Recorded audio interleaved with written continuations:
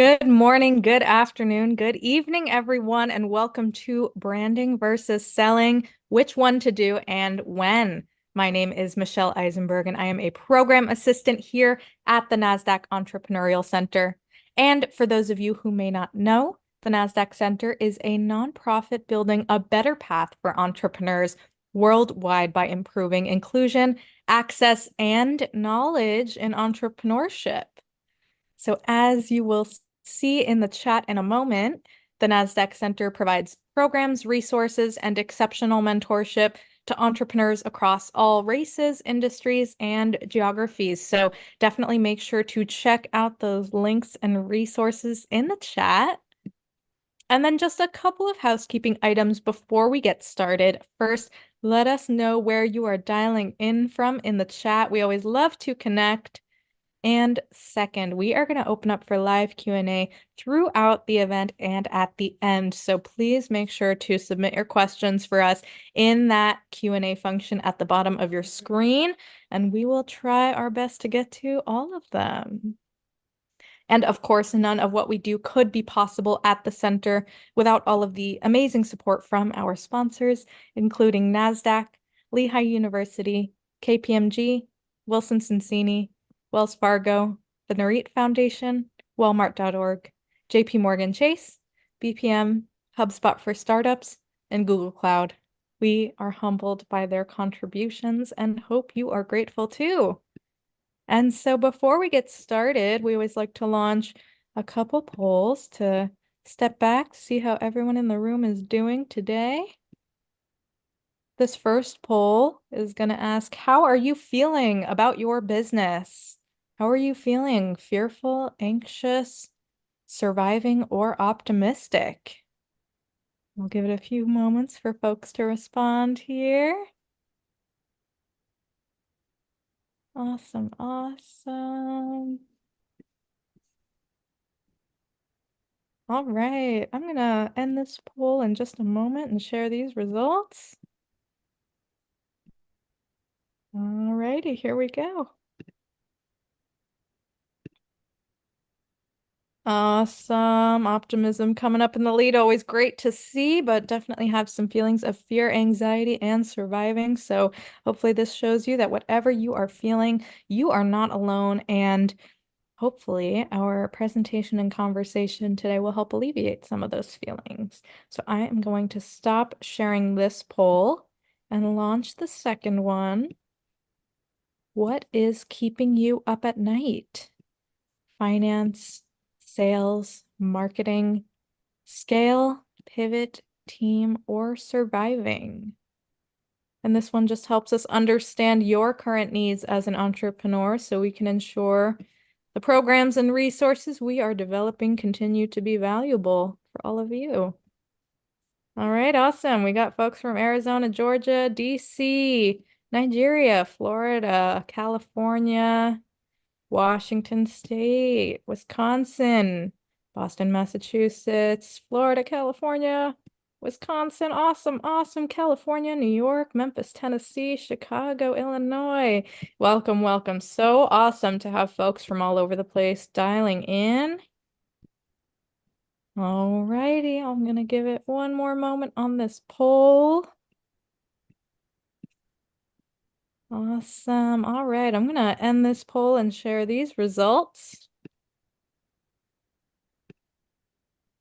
All right, sales and marketing coming up in the lead. Very fitting for our topic today. And I see we got some finance, scale, and surviving there as well. So thank you all for participating. Super helpful. I am going to stop sharing that poll. And without any further delay, please join me in giving the warmest welcome to our special guest, David Brier, President, Creative Director, and Chief Gravity Defier at DBD International. David, super excited to have you on with us for this conversation. Thank you for joining, and I'm going to pass it right over to you.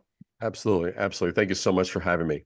So yeah, it's very, very exciting. I'm really, really, really thrilled as we kind of wrap up 2024 and we're heading into a new year. And one of the things that, and just as a point of context for me, I have been doing this for 45 years, which means I started when I was 3.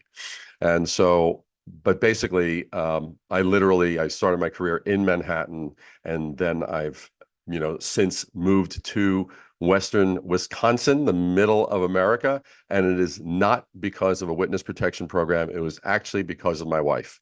And this is where she is from. And the thing that I basically want to do is I put together a presentation for you of things that I have found that CEOs, whether they're startups or companies that have been in business for 30, 40, 50 years, still seem to be challenging areas, blind spots, or areas where they don't really have it dialed in and don't really have it separated. Like, how do these bits and pieces, how do these gears of a business work together to actually result in the optimum amount of output? And so, with that being said, what I'm going to do is I'm going to share my screen. And as Michelle had mentioned, if there are questions as I'm going through things, feel free to pop it in the chat.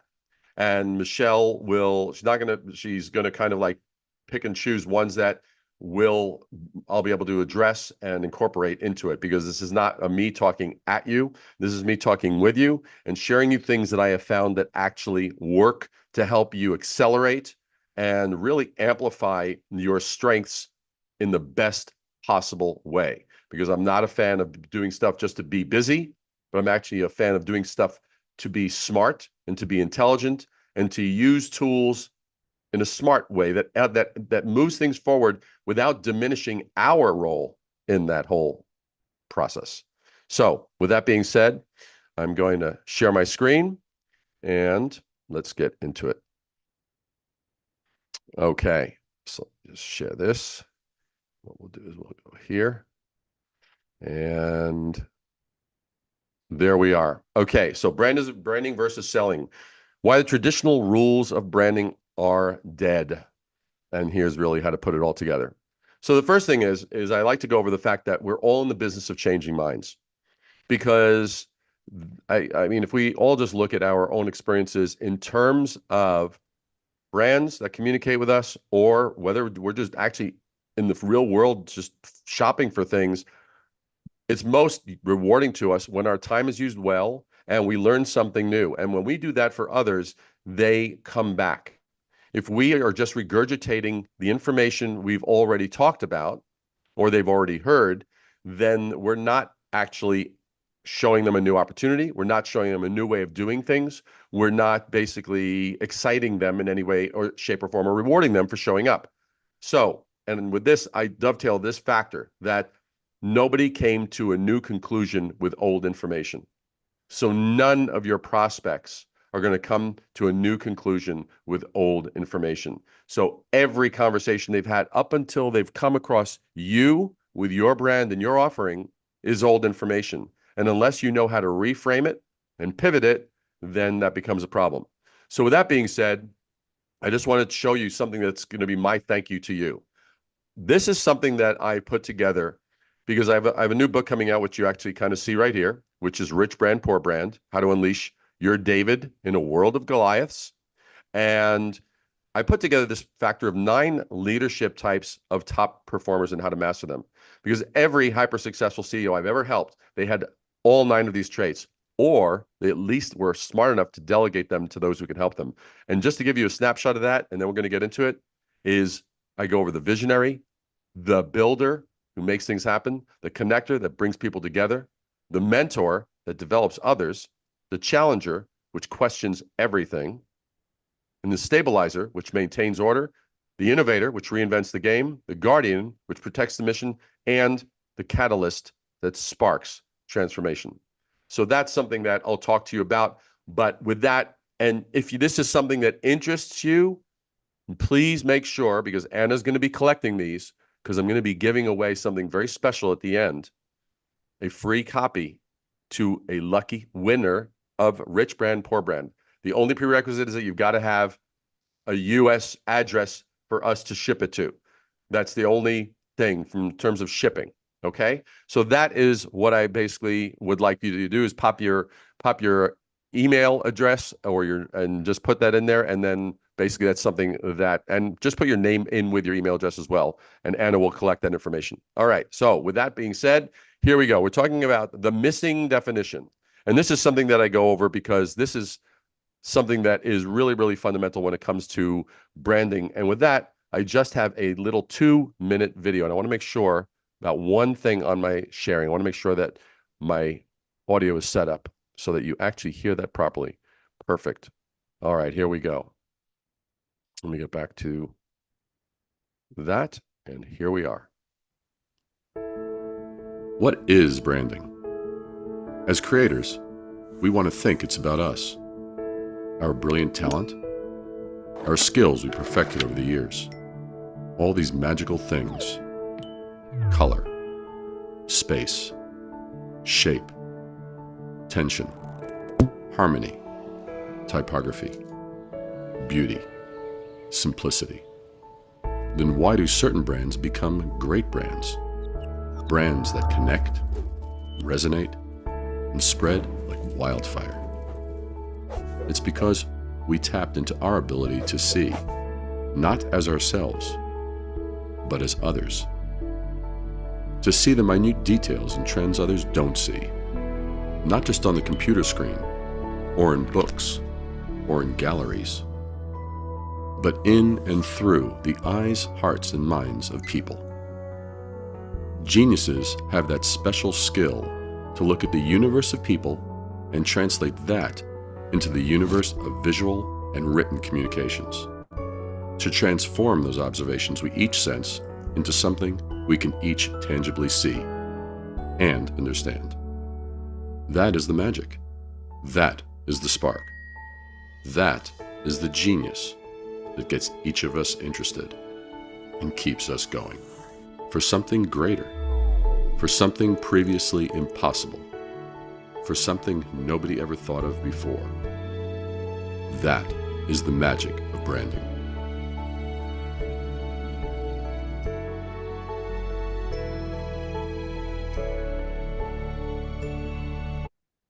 So what that brings us to is a definition for branding. The reason that I cover this is because when I wrote my previous book, Brand Intervention, I had found that there were over 6,500 books at the time that I started the book on the topic of branding.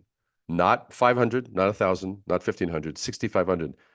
Currently, it's well over 25,000. And you could, if you don't believe me, you could certainly go to Amazon and type in branding under books, and you will be prepared to have your jaw hit the ground because it's astonishing. 25,000 books on this topic.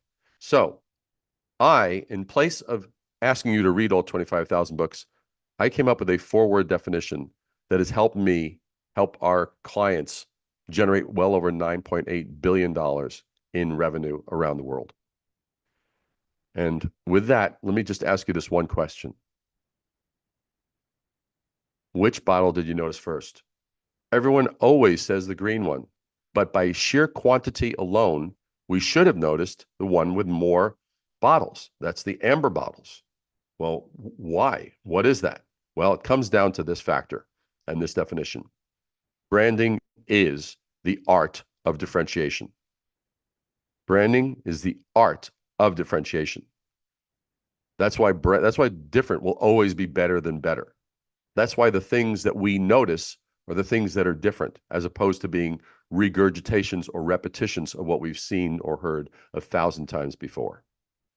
So, without knowing this, we end up with sugar-coated similarities, competing on price, shrinking margins, reduced market share, and customers who jump ship. This is why branding based on copycat templates, the prettiest colors, the latest social media tricks, and our designer's favorite font of the week don't work. So, branding, the art of differentiation. So, with that being the case, let's take it a step further. The precise sequence of selling. So, to understand this, we need to understand there are 3 pillars of branding. Now, this is Gary Vaynerchuk, and he said something I thought really encapsulated everything we're about to talk about. So, do you brand or do you sell? Here's what Gary had to say.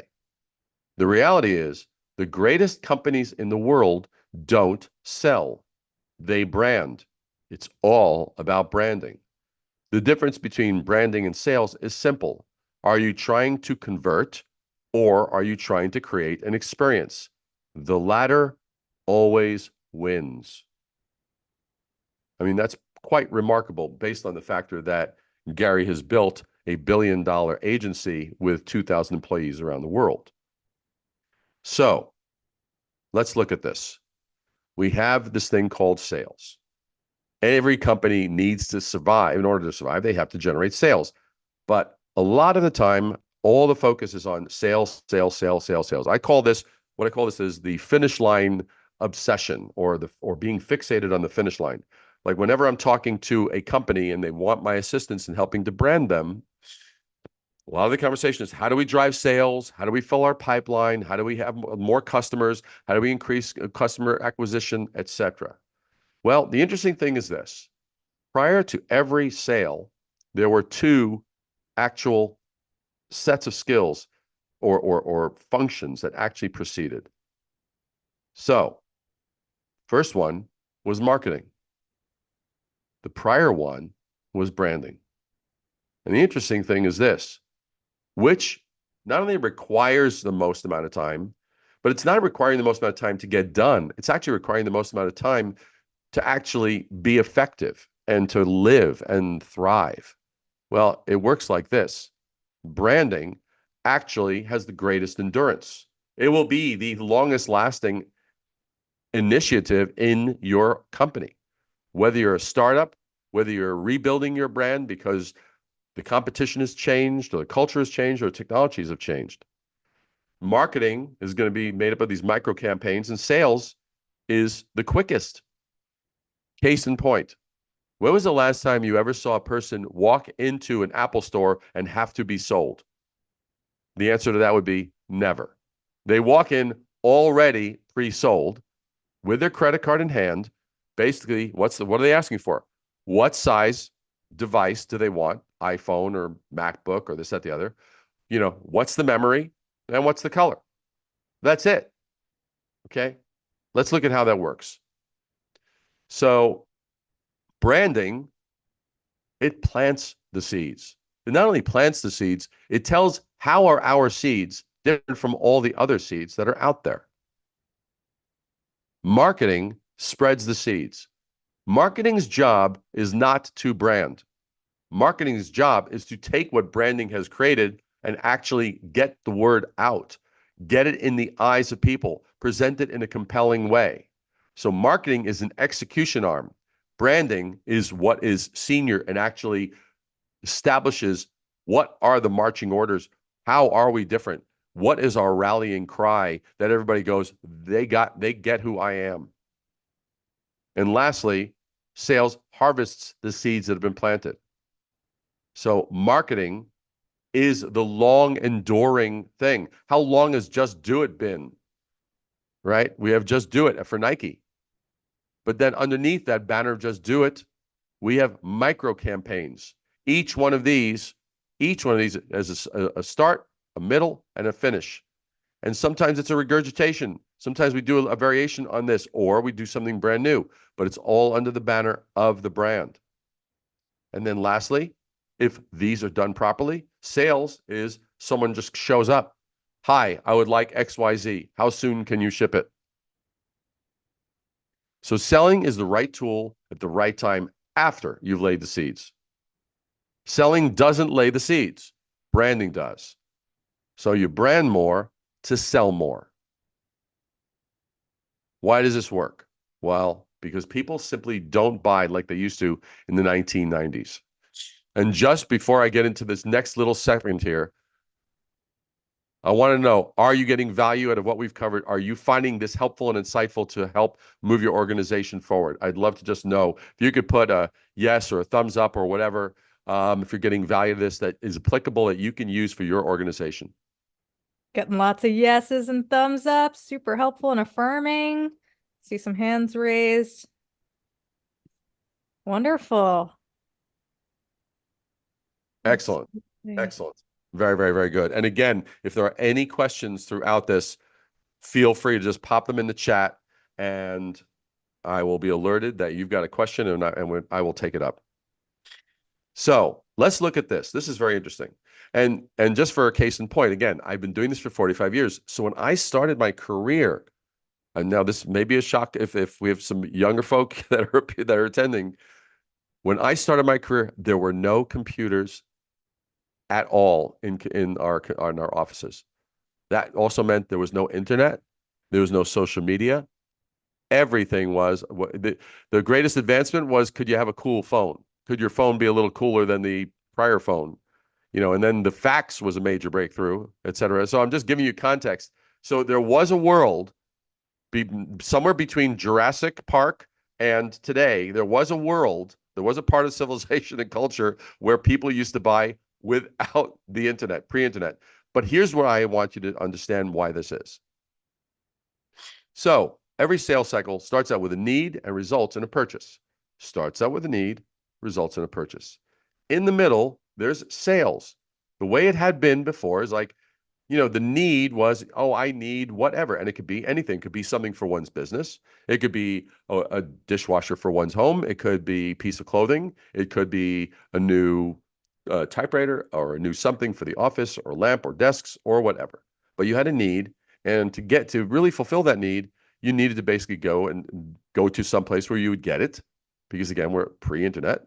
Go someplace so you're not pulling out a device and looking at it online and doing all this kind of checking stuff out. So you go to a store or call a shop or something of that nature, or a business, and you speak to a salesperson.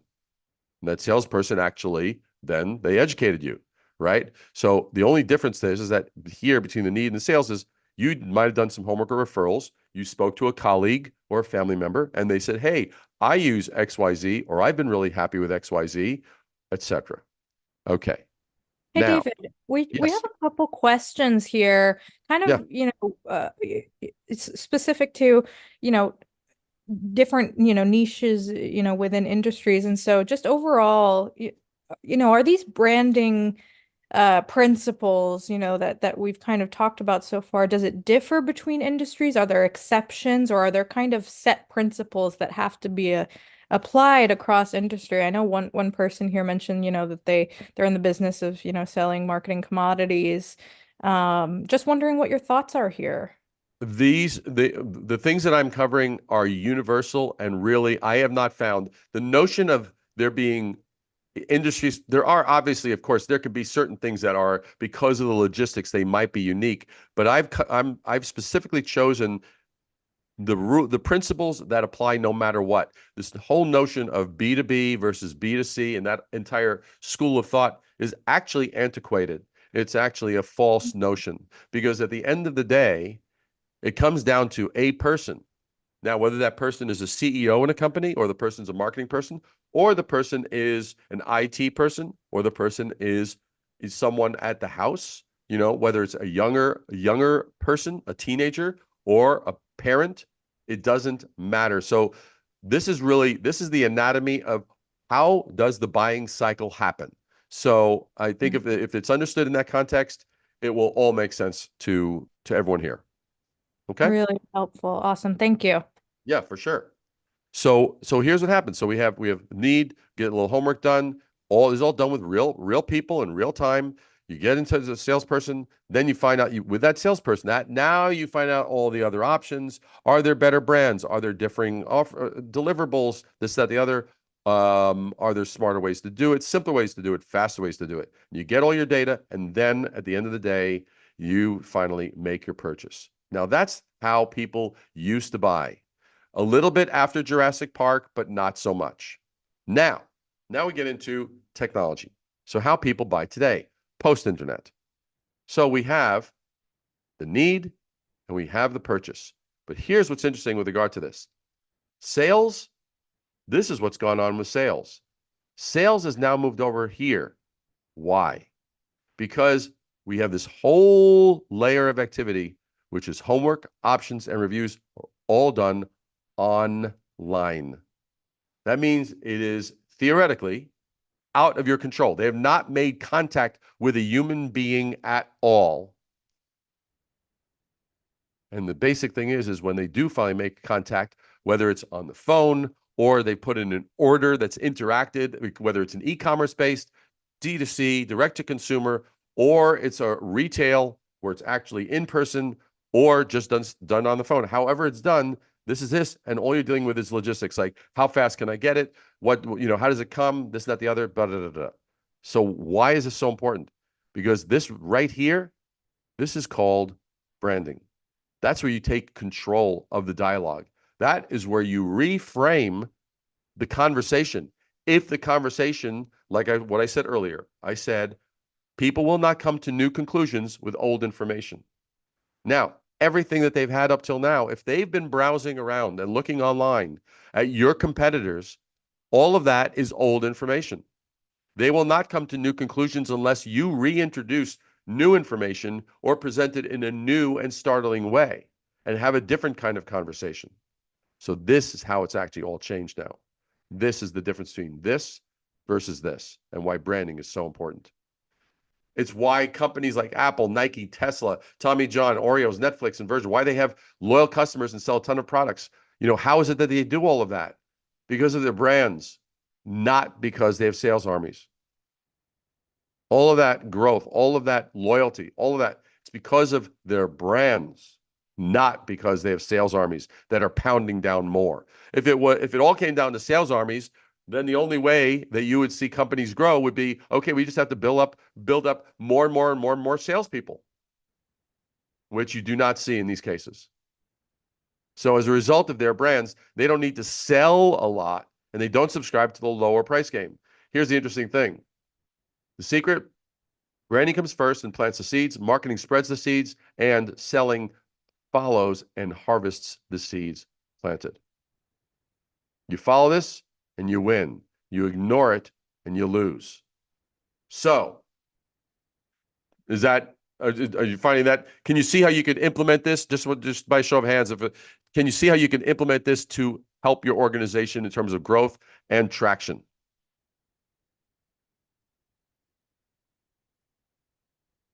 We getting any response on that one? I Pop see in a some pop in a thumbs up or yeses, a yes. some thumbs up. Awesome. Very clear. Wonderful. Can you put it up again? That's why we have the replay later. Yep, definitely make sure to check that out. Yes, definitely. But don't you need marketing to share your brand? I think Of this is a course. question of, chicken or the egg. Absolutely. Does marketing come Oh, first? absolutely. Oh, absolutely. But here's I want to address that because that's a very good question. So here's the thing. I have a client. Okay, this is a client, a small company. I mean, they were doing 3-4 million a year. Okay, decent company but small, and they were in they had a physical therapy clinics. Okay, now what happened is this: they end up because of COVID, they end up after 25 years of business always going up. They end up actually seeing the first decline, a substantial decline, and that's at the point that the CEO calls me and he goes, David, I really need your help in helping us to reclaim where we were. Yeah. And so here's the thing: we I rebranded the company because I looked at what they were doing as far as marketing. Here's the deal. Marketing, basically, marketing solutions won't solve a branding problem. I'm going to say that again. I really need you to get this. Marketing solutions will not solve a branding problem. We, I rebranded them in 12 months. They saw almost $1 million more revenue back without spending a single additional dime in marketing, just because we changed and handled the actual problem, which was their branding did not do justice to what they actually had built. And their branding was outdated and their branding didn't reflect things properly. So what happened was we invested properly into the branding, did that right, and then they continued to do the marketing actions they were doing. So it wasn't branding versus marketing. It was like branding, correcting the branding problems. Then marketing can actually be effective. And if they wanted to accelerate that growth even more, Or then they could just spend more knowing that it will now make more because their branding was on point. And as a result, they were saying the right things now that actually were differentiating them properly. Does that help in seeing how those Love all work that. together? Yeah, really great example. Thank you. Yeah, And for and sure. kind of on that point, we just had one other question, because I think it can be a little bit difficult to identify compared to sales and marketing, just, measuring the success. Like, for that example, how did they kind of know that that rebrand was successful? What measures did they look at? Well, I mean, it was very obvious in terms of there were two key statistics. One was the revenue, and two was the number of visits, Hmm. the actual visits by people they served. And so those were the metrics. But the thing that I knew, we do a brilliantly unique type of analysis when we do these rebrands. And we found that there were things like we dig deep and hard, even to the point where this particular CEO, and I recently spoke with him, he called me up in the middle of it. He goes, David, this sucks, because I kept on pounding him heavily on, like, why? I said, what were you doing before that actually was making a difference that might get diluted when others in your organization are there to basically replicate the success you had had? And I kept on, and he would give me these answers that were kind of superficial, surface answers, and I rejected them, and I called him out, because if I ever have the honor of ever working with any of you, you will find I am very, very straightforward, very direct, and very candid. And if something's BS, I will call it. And I Mm. called it. And he would call me up and he goes, David, this sucks. He hates, because it made him look at things that he had not looked at before. But once he got through the other side of that, then it was like, then all of a sudden he was like, oh my God. It was like the clouds parted and the sunbeams were coming down, and it Right. was absolutely illuminating. And you kind of know it when you get it. But again, the key thing is branding is the art of differentiation. If you sound like everyone else, I mean, here's the one thing to know. I mean, I've done this for thousands of companies around the world of all different sizes, all different industries. And what I can tell you is, if you sound like someone else, if you look like someone else, people are not going to dig deep to see, are you different or not? You've blown it. That Right. first layer, if you can't at that first point, and they go, "Whoa, this is different. This is they don't sound like everyone else. They're not talking like everyone else. They're not asking the same questions. They're not even talking about the same topics. They're actually having a different and new conversation." If you can't come out of the gate that way, then it's rather, you're going to blow it, even if you might have a valid and superior product or service. You can have an enormously amazing service or product, but if you sound like your competition, you will absolutely be leaving money on the table. Awesome. Really great insight. Thank you. All Totally. right. Which brings me right to this particular point, that different is better than better. Different is better than better. Why is that? Because the thing is that different better means that I'm still in the same category. If you say, well, yeah, they might have 12 options, we have 15. They might do this, but we do that. If you're playing that this then that, the basic ping pong of features or attributes or blah blah blah blah blah, you're still playing in the same sandbox that already existed. Whereas if you have the opportunity to actually have a different conversation, you will be so much more ahead of the game. And just to make that point, this better keeps you in the same category as your competition. That's what it does. Better keeps you in the same category as your competition. As a result, you compete in two stupid races. This is where I hope you're sitting down, because this is a little bit of brutal truth. The race to the top, which is feature, and the race to the bottom, which is price. If you're going like, oh well, they've got 12 features. Well, we have 15. They have 15 modules. Well, we have 20. They offer blah blah blah blah blah. Well, we offer blah blah blah blah blah. And you're just playing that game. That's a never ending game. Anybody can add more and more and more. The other one is the race to the bottom. Any day of the week, someone can undercut your price. That is not the way to go, period. Any day of the week. And to that point, I'll even make this audacious statement. I personally consider, when there's some companies that are built on basically low price. That's their whole thing. And I would not want to be any of those companies. And I'll tell you why. I think that they're the weakest brands because people are not loyal to the brands. People are loyal to the low price.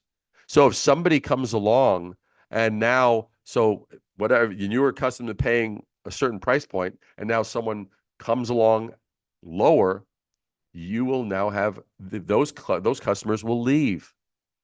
They will leave the other previous player and go to the new lower price because they're loyal to low price, not your brand.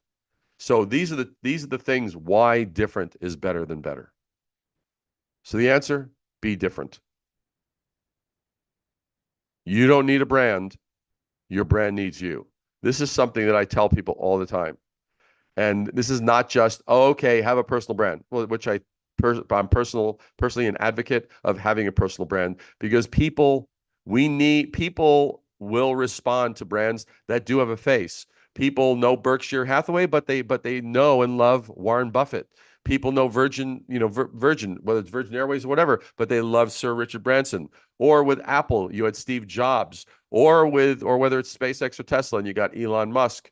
And you just go on and on and on. Or you look at VaynerMedia, and you got Gary Vaynerchuk.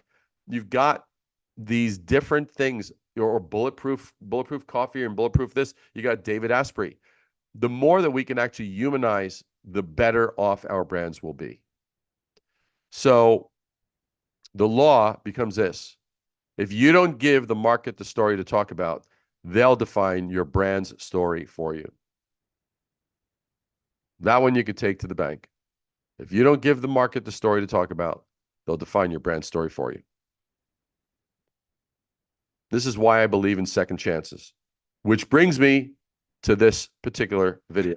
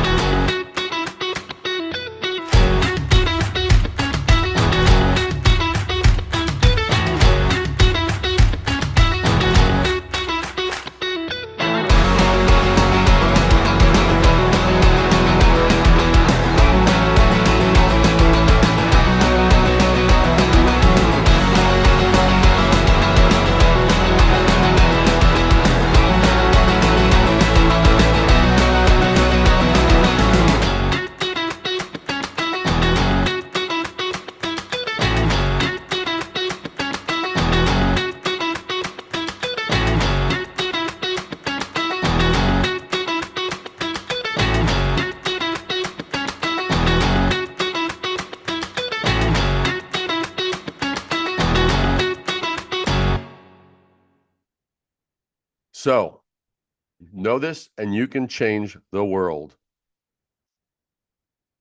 If you don't give the market the story to talk about, they'll define your brand story for you.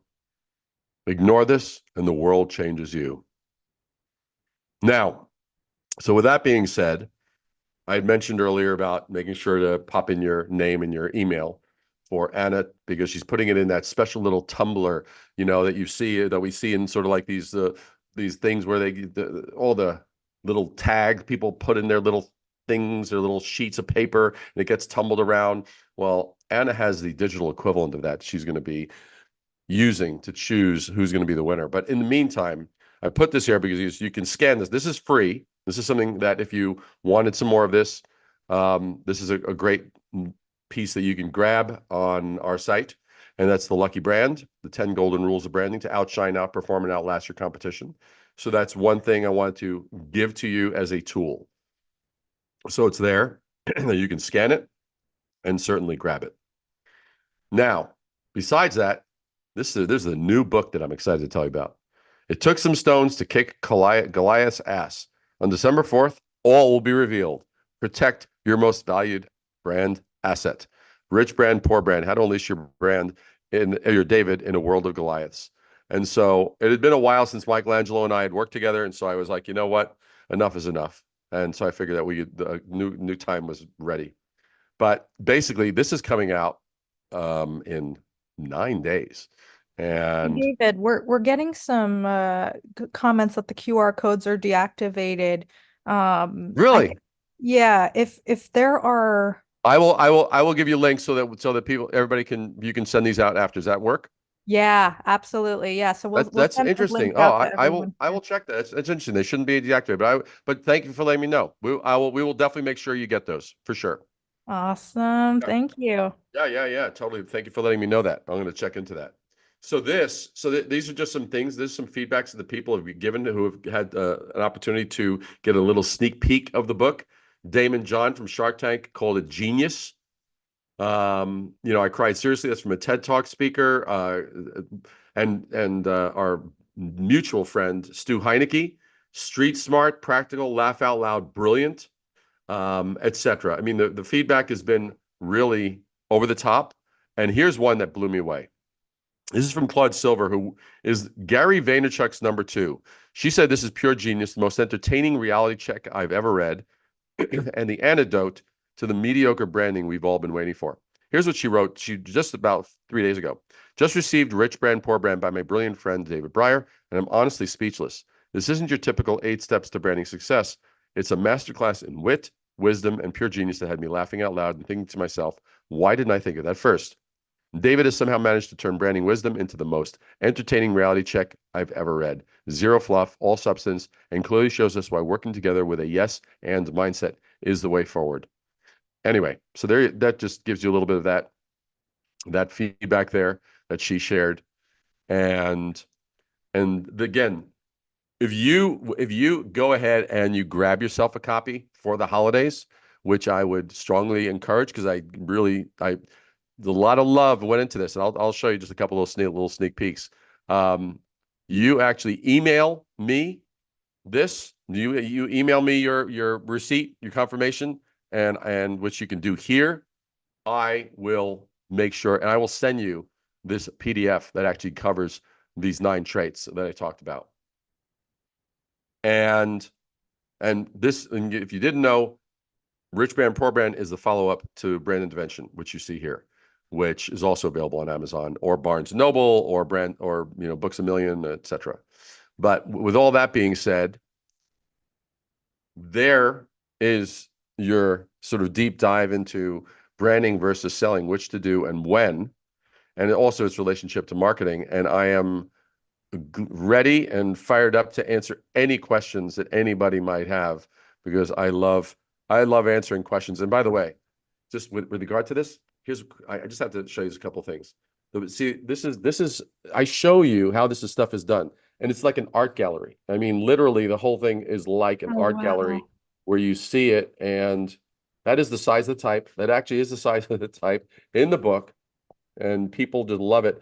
But what happens is the last 50 pages really cover and show you brands that have implemented this and how they've done it. And anyway, that's a Really little, amazing. it's Awesome. Yeah, really definitely fun. make sure to check out. I know we're getting those links together, and if we don't have them ready here, we'll follow up with those links for everyone here. And so I know we have some questions coming in. Make sure to drop those in the Q&A box. We'll try to get to as many as possible. And so, we have a couple founders, who are maybe in the ideation phase, really still beginning phases of figuring out their strategy all around. And so, any thoughts on just, branding well from the beginning, what steps to take early on to, really start to build the foundation? Yeah, great question. So here's the thing. I'm going to say this. I do this all the time. It's very second nature to me, but I will try and lay it out in the simplest way possible. What you need to do is, first of all, the greatest thing you need to skill set and muscle you need to implement is looking at what's out there and what's obvious. Like, what, first of all, is there something out there that kind of proves out your concept that yes, there is an actual need here that people have. And if you observe a need and you see a frustration, I mean, like I always like to look at industries that have been kind of dormant.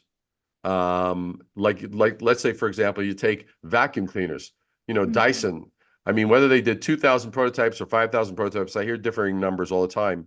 But he was just relentless on, could there be a better solution? And he used not only this whole turbine system, but he did it in such a way that it actually, when you as the owner used it, because of the colors they chose and because they had the clear acrylic, you could see it working, and it kind of validated the whole concept. And they became incredible. They were amazingly successful, and they're known as an innovation company. Um, so the thing to do is you want to look at what are the conversations being had in the space you're in, right? Look at the space you're in. What are you, whether you're SaaS, whether you're a retail product, whether you're what product service, doesn't matter. What's the space? Good. What's the thing that you are then offering? Don't make the mistake of looking inward before you look outward. That is mistake number one.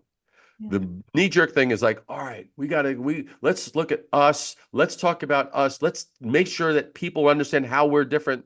That's what I call navel gazing. You're looking inward too soon, Mm. prematurely. You got to look out there. Why? Because that is where the noise is. That is where the noise is. The noise isn't here. The noise is out there. And if you have not taken inventory of what is out there, like, well, everyone's saying, well, we're the, like I've written down probably 45 different types of cliches that one can use. Well, you could use cliches such as like, well, we're American made, or we're the Uber of, or we're the next, or state of the art, or we're next gen, or we're AI powered, or we're this, or all of those are cliches. Yeah. And what do I mean by cliche? A cliche is an unoriginal, overused thought or idea. Okay, it's unoriginal and overused. That means if others have said it 50 or 60 times, it doesn't matter if you say it more passionately. Please understand that, especially those that are here that are kind of like, but I'm a really good salesperson. Okay, that's great. I love the fact I'm thrilled that you're a great salesperson. But passion, saying something more passionately that is already old and tired, is something old and tired being said more passionately, not something that's different that's going to result in a new conclusion. So this is the kind of thing you need to look at, and you go, okay, so let's look at not how are we different, wrong place to start. You start at, all right, what's the level of noise out there, the conversations that are being had. All right, everyone's saying they're solving this, they're solving that, they're doing this, they're doing that, blah, blah, blah, blah. You've got to find a way and a lane that you can own where you can have a conversation that is not a regurgitation, but actually even pivots it. And I'll take it one step further. Like, I love when I'm talking to a company and they say, David, will you please help us with our branding? And we're talking, and I love this. This to me is the most hysterical tell. This is when I get a look and I get the hands across the chest and they say, well, So, have you ever done XYZ and solved blah, blah, blah, blah? I love that. And I'm like, and I just look at him straight faced and I say, I understand why you're asking that. But the question you really should be asking is blah. And I've reframed it. And all of a sudden, 100% of the time, 100% always happens. Oh, that's an interesting question. No one's ever asked us that before. Who owns the room at that point? You do. And so the thing is that that's what you need to be able to think on your feet. You need to be able to look. You need to be able to be objective. Yeah, that'll be my starting response with regard to that. Awesome. Love it. Really awesome thoughts in there. A lot to think about. Wonderful. We have another question here, and we get this question a lot. We've consistently gotten lots of engagement with our branding messages and marketing campaigns, but it doesn't translate into sales. How do you kind of identify what's going wrong there? Well, I mean, well, let me ask that back to the person. Yeah. Are you, whoever asked this, are you having conversations with those people, or is this all just like, chats and stuff like that? Because I'd love to know if you're actually having conversations with those people. Mm, yeah. That's my first question. Maybe we can have that person respond back to us. We'll move on to another question for now. Come back to them. Let me put it this way. If you're having conversations, which is the most ideal thing, or at the very least, the lowest bar would be you're at least having back and forth dialogue in some way, whether it's electronic or otherwise. The ideal scenario is you're actually having conversations. If you're having conversations and it's not converting, you say, by the way, is what we've discussed important to you? Or if not, what is the most important thing that you are actually looking for? I mean, you got to actually ask that. What's the thing you're actually looking for? What's the problem? And I'd even go a step further. I would say, what is the problem you're trying to solve? That's the Mm, question I would actually ask. Not even like what you're looking for, because what you're looking for references back to all the information, the old conversations, everything they've known until now, including your competition and all that, right? As opposed to, I would look at what's the problem you're trying to solve? What's the thing you're trying to actually sort out? Because if you're very astute, you will notice that 98% of those answers will be symptoms for an and not the cause of the frustration. It's actually a symptom of something else. And if you're really astute, you'll go, "Oh, okay. So you're struggling with XYZ. Well, have you ever looked at blah blah blah blah blah that results in that?" Like it's like when someone says to me, "Oh, we don't have that budget." I say, "Well, the interesting thing is that lack of a budget is a symptom, it's not a cause."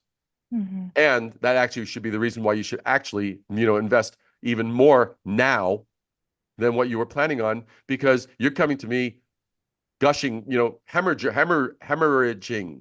You're hemorrhaging. But yet you're going, I have a little bump on the back of my head. No, no, no, no, you're freaking hemorrhaging, dude. There's like blood on the floor. Okay. It's like there's a problem. It's like, and so I know you might be wondering about this little bump in the back of your head, but I'm telling you, there's something else going on here. And so Mhm. you have to be able to control that conversation and care enough to really, really crack it out wide open.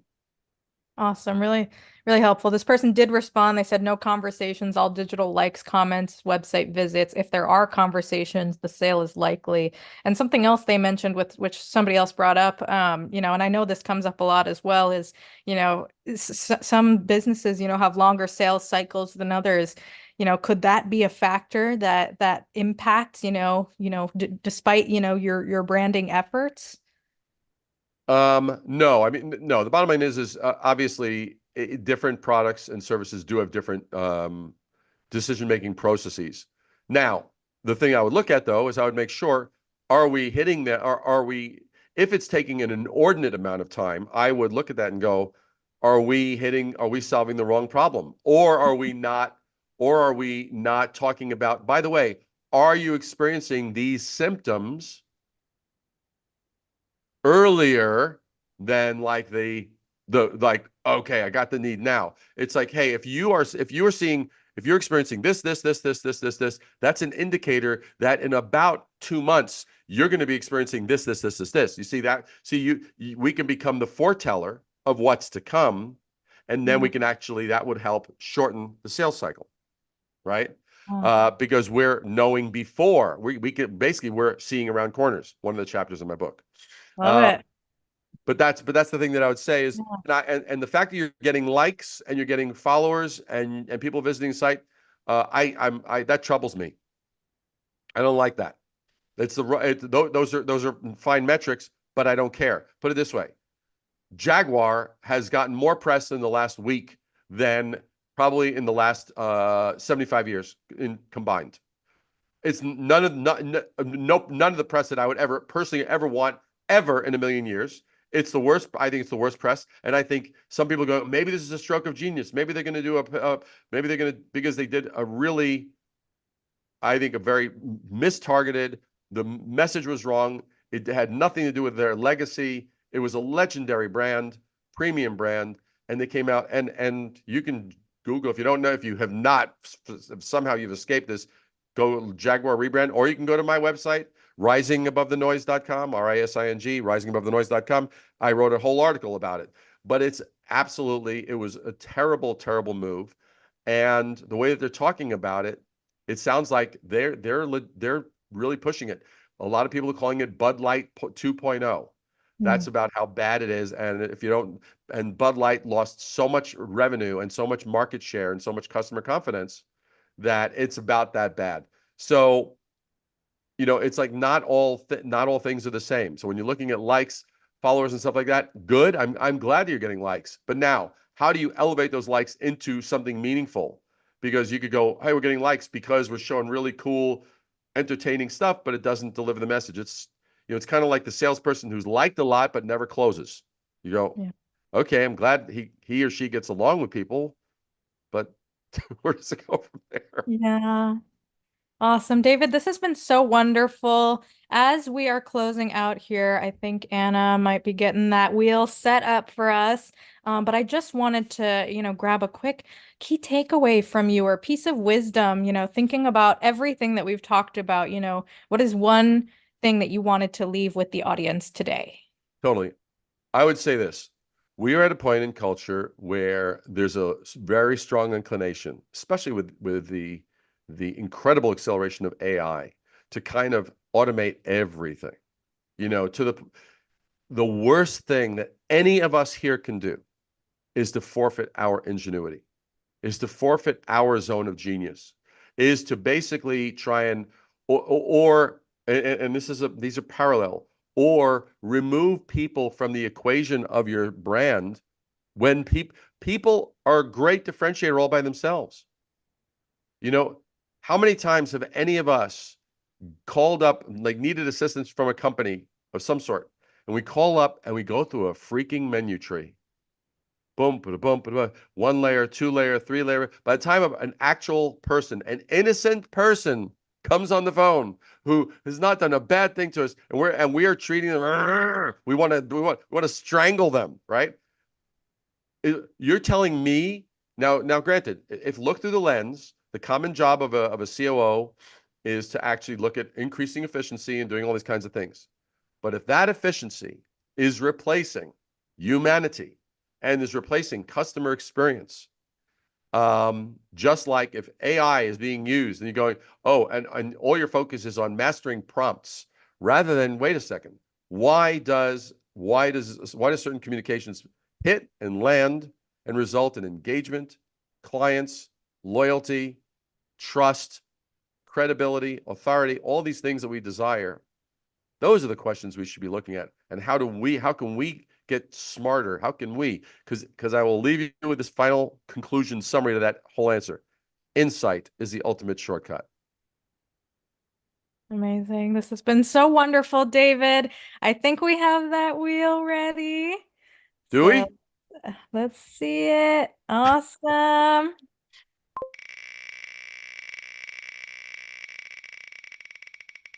Oh, that's for the tension, the tension.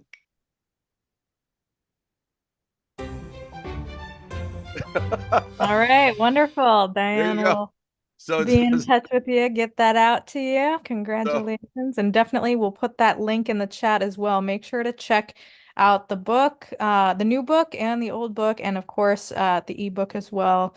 yeah. Um, And if you can, I'll just make this last request. If you can, this just helps us. If you want to, if you're like, hey, I want to get that book. And if you can wait till next Wednesday, not this Wednesday, but the following Wednesday, Wednesday morning, 9 a.m. Eastern to 12 p.m. Eastern, that window is like the more we have buy it, the more it puts us on the Amazon bestseller list.